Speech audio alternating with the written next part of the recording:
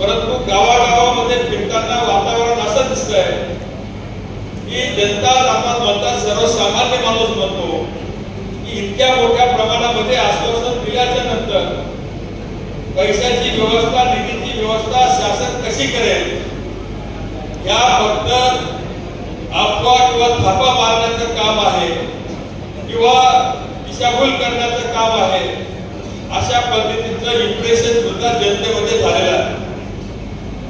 फक्त आपल्या जिल्ह्यामध्ये 2 जागा त्यांना मिळाल्या, परंतु हे जे काही एकत्रित चित्र राज्याचं निर्माण झालं त्यामध्ये त्यांना मोठ्या प्रमाणामध्ये त्या ठिकाणी